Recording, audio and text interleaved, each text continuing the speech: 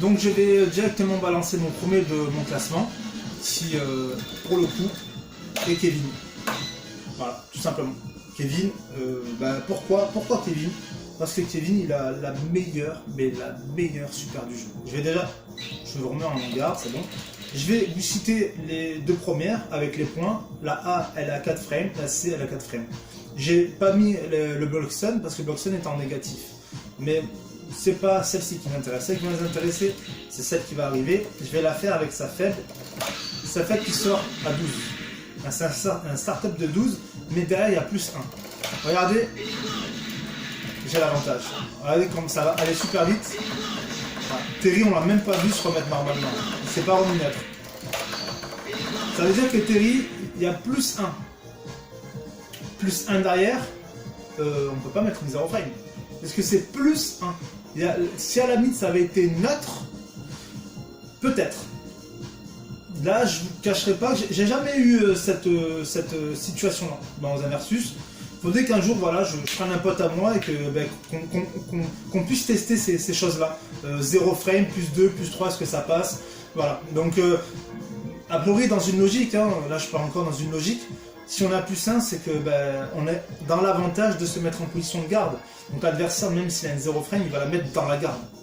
Donc ça ne servirait, dans une théorie, ça ne servait strictement à rien, mais ce jeu, il a un peu craqué un peu quand même. Il y a un peu des petites choses qui sont, on va dire, anormales dans des autres versus fighting. C'est aussi ça qui est bon, mais c'est pas pour autant qu'il est en soi dégueulasse. Hein. Vraiment très très loin de là, mais c'est des choses étonnantes, on va dire. Voilà. Les mêmes similitudes de valeur entre Bloxton et Sun, c'est super parce que ça nous permet de prendre une lecture très rapide et surtout facile dans ce jeu.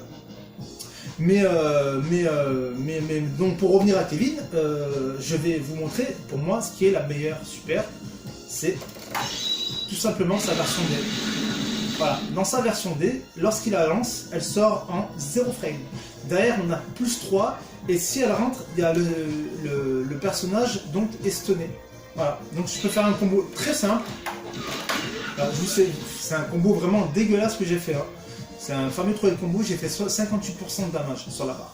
Sachant que les Kevin, ils montent à 100. Hein. Mais bon, Kevin ne balance pas de P-Power. Kevin partitionne ses barres entre S avec les poings, S avec les pieds. En général, il me semble que c'est S point qui sort et S pied, il me semble. Mais on peut varier entre les deux sens, il n'y a aucun problème pour ça. Il fait énormément de dégâts, Kevin. Et ce Kevin là, justement, en général, quand il lance sa P-Power, c'est soit pour un anti-saut, soit pour... c'est une 0 frame, donc s'il sent un peu, voilà, encore une fois, dans le contexte du versus, s'il sent qu'il y a une faille ou s'il sent que la garde du personnage est fébrile, là, il va balancer pour créer justement une situation de stun grâce à ces bombes qu'il a, c'est des bombes nucléaires, je sais pas ce qu'il a dedans, mais comment il peut neutraliser comme ça son adversaire, c'est énorme. Donc après ça, il peut justement comboter par la suite. Et s'il reste encore une fois, là j'ai mis à 58% de barre, si on a moins de 50, voilà quoi, je veux dire, enfin, ou moins de 58 tout simplement, voilà, donc, la barre elle part, a priori elle part, ça serait énorme.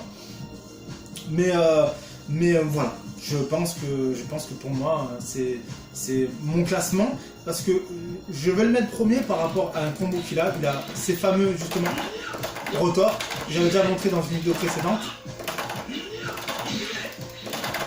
Et si une fois maîtrisé, je vais essayer de vous montrer son setup. Mais je vais le faire de manière, on va dire, par étapes, parce que je ne sais pas le faire. C'est ce fameux... ça va être pour la première étape, voilà.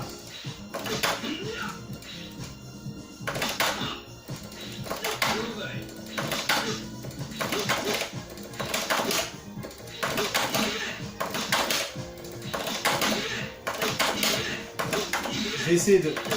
La première étape, ça va être de canceller, ça va être de placer un jab. Close A, suivi de rotor, mais cara rotor. Ensuite jab. Et quand le jab il va sortir, il est linkable, hein, ce fameux close A, on va le linker avec ça.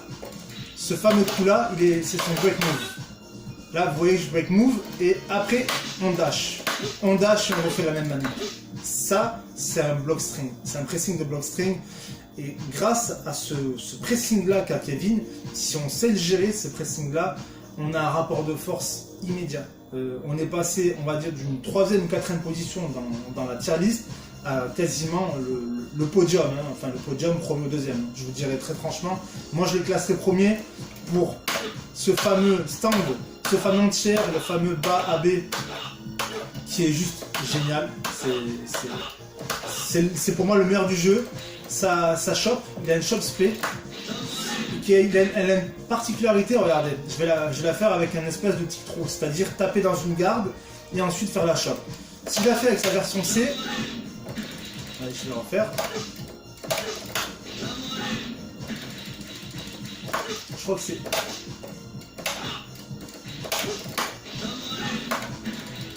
Faut que je revoie ça. Ouais, voilà, faut que j'attende un petit peu. Mais là j'avance, donc ça m'embête, c'est pas ça que je veux montrer. Voilà. Tout à l'heure j'ai avancé, j'ai buffé, donc c'était pas un tic trop, parce que j'ai un peu triché sur la manip en marchant. Là je l'ai faite avec la version C, elle n'est pas passée. Mais si je la fais avec la version A, elle passe. Là, elle a un peu plus de frame, voilà, un peu plus de frame, ce qui fait que lorsqu'on l'a fait avec la version A, c'est comme si grossièrement on ferait une Carashop. Pour ceux qui jouent à Source qui comprennent ce qu'est une Carashop, c'est comme si on faisait une Carashop. Mais on voit assez ça souvent régulièrement dans le versus, notamment dans 2X, où boxeur, moi qui suis un genre de boxeur, je chope, c'est mieux de choper avec MP que HP. De même avec Shani, c'est mieux de choper avec MP que HP. Il y a une plus longue portée de prise, de chop. Donc il y a une plus grande portée à ce niveau-là. Donc en plus d'avoir ça, il y a son fameux Kara Order, où la barre elle monte à une vitesse phénoménale. Donc pour ces critères-là, sincèrement, une fois maîtrisé, c'est pour moi le meilleur perso du jeu. Vraiment, sincèrement, c'est vraiment le meilleur perso du jeu, sans problème, vraiment sans problème.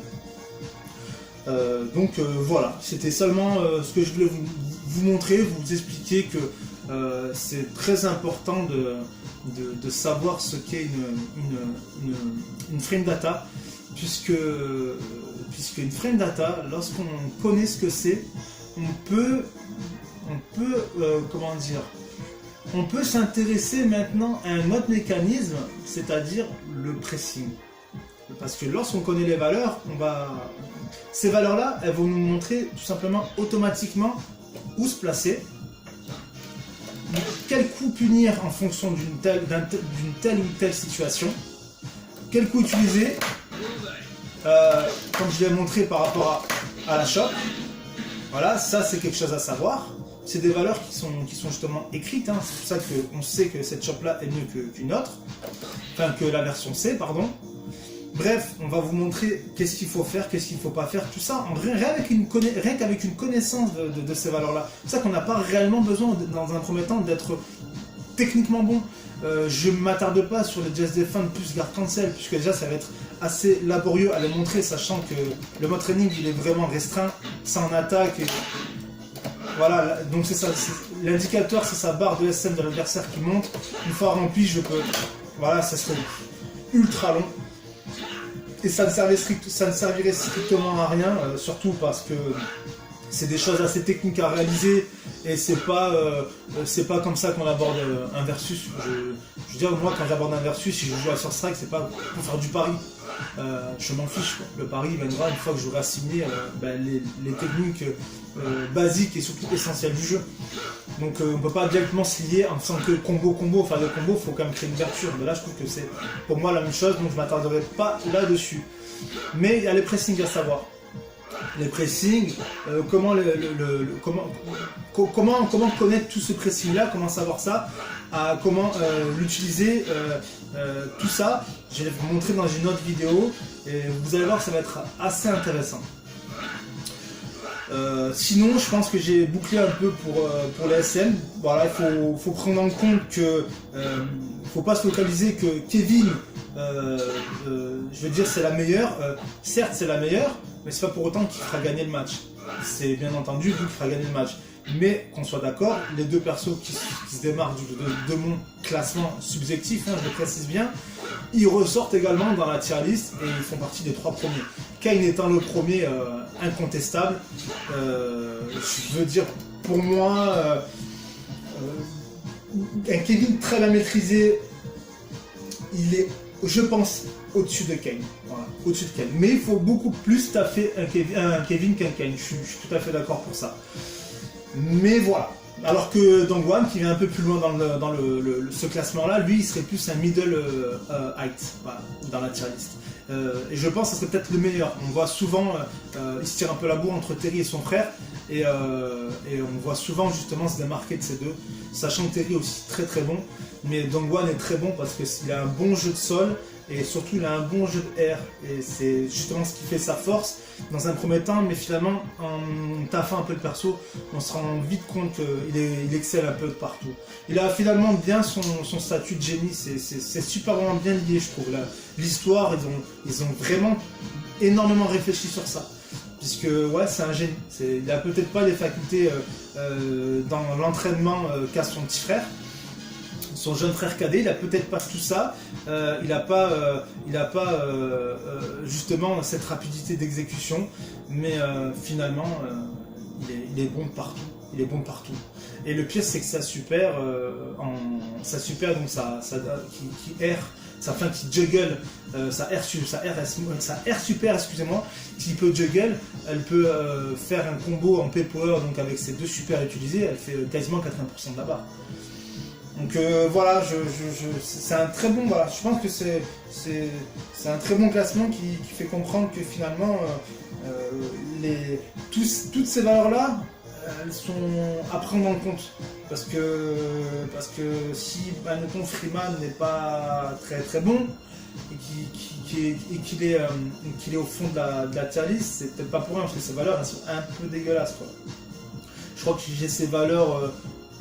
Voilà, j'ai ces valeurs en startup déjà. Je vais les citer très rapidement, hein, sans trop prendre le temps si je vais tous les citer. Bon, bonne Genat, je vais les faire A, C, B, D et caché. Je vais citer que les startups. Elle a 4. La version A 4, la version C 4, la B et la D c'est un 0 frame et la Hidden c'est un 7. C'est rien du tout hein, pour une cachée, sachant qu'en plus elle se fait en Just Defend. Donc on a quasiment la protection du Just Defend. Tout dépend après quel coup on va avoir, mais c'est mieux de le Just Defend avec une super qu'avec un Close C par exemple. Un Close C pour Terry c'est un 5. Donc là on est à 7. On risquerait de la faire au pif si l'autre en face il a senti le jeu. Otaru, elle a la A et la C 6 frames, la B et la D elle a 0 frame. Marco, la A et la C c'est donc son fameux Ao Shokoken. 17 pour la A et 8 pour la C. Et les trois autres c'est 0 frame. Par contre ça caché à plusieurs levels. La level 2 et la level 3.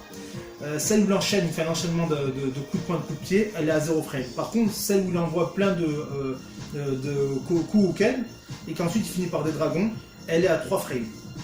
Mais celle-ci, elle se fait après son break move, son fameux Kuvu, son Shoryu. Après, on a Okutomaru, qui a pour la A et la C 10 frames. La B, elle a 1 frame.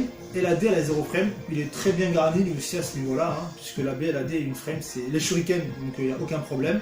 Ça peut aussi servir de protection si on piffe un peu, mais bon, il y a Just Defend, donc il faut faire attention.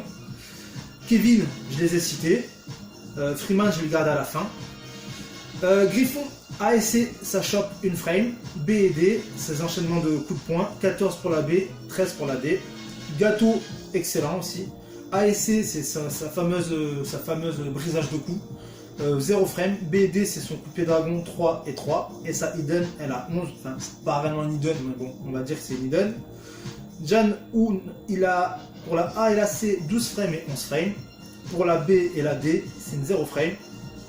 Terry, c'est plutôt bien. C'est plutôt bien. Il a 7 et 3 pour les Power Gazer, donc. Et il a pour la B 8 et D il a 4. Kane, je l'ai cité. Et Grand, c'est aussi phénoménal, hein, c'est 11 pour la A, 9 pour la C. Et B et D, 0 frame. Et Freeman, vous avez vu un peu les valeurs, elles sont faibles, hein, je trouve, hein, ça dépasse pas qui à 10. Gâteau à 11. Marco à 17, mais c'est le fameux Aosho Koken en version A. Autant dire que c'est pas conseillé, on va dire, mais on peut la lancer. Hein. Mais sinon, hormis une grosse valeur de Marco, il s'en sort bien avec des 0 derrière et la C elle a 8. Par contre, Freeman, la A elle a 16, la C elle a 11, et la B et la D elle a 12 et 13. La B et la D c'est son fameux counter hit, son fameux coup où quand on tape on est dans le noir et il nous cisaille. Autant dire que c'est de la merde, sachant qu'il a très peu de coups pour justement faire de bons pressings. C'est un personnage vraiment difficile à jouer parce que rien n'est quasiment rentable derrière. S'il a 16 et 11, je pense qu'il doit être dans le négatif. Si je ne les ai pas notés, c'est que c'est toujours un négatif, parce que mon classement c'était dû au S-Move, au Super Move, qui sont intéressantes. Donc dans le négatif, moi je sais qu'un collègue à moi joue justement Freeman, je pouvais facilement lui rentrer derrière des Buster Wolf. Voilà. Donc pour vous dire hein, que en ne voyant déjà rien que la move list, sans avoir lu cette fameuse tier list, on peut déjà comprendre qui va sortir du lot très rapidement. Voilà, c'est quasiment dans l'ensemble tout le monde a un niveau très très bon, mais sinon on voit directement. C'est vrai que j'ai pas cité Rock, j'avais sur une autre feuille. Dongguan je l'ai cité, Rock et Bon General j'ai oublié de les citer. Rock il a 13 en Rising Storm, la version A, 18 la version C, il a B, il a Inframe, ce qui est très très bon. Et il a D 0 frame et son Diddly Neo Diddly Rave c'est 0 frame également. Voilà. Et elle a moins 2, donc c'est plutôt bien. Moins 2 ça se corrige, hein. Moins 2 dans la garde c'est dangereux. Hein.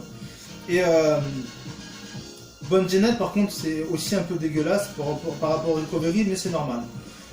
Donc par rapport au fameux Blockstun. Les deux premières elle a 4 et 4 en startup. La B et la D, celle qui s'envole à l'air, c'est un 0 frame. Et le Just Defend, comme je l'avais dit, il a 7 frames. Mais par contre, le Just Defend, il a moins 79. En garde, hein. En garde, il a moins 79. La version D, elle a moins 81, ce qui est normal, elle s'envole à l'air. Donc on a le temps, je pense, on a même le temps de faire un saut et ensuite comboter. Et la version B elle a moins 49. Donc voilà, pour vous dire qu'avec une compréhension de la move list, de la frame data, dans la move list on comprend rapidement qui peut être intéressant. Donc sur ce, je vais balancer sur l'autre vidéo pour vous expliquer un autre mécanisme. A bientôt!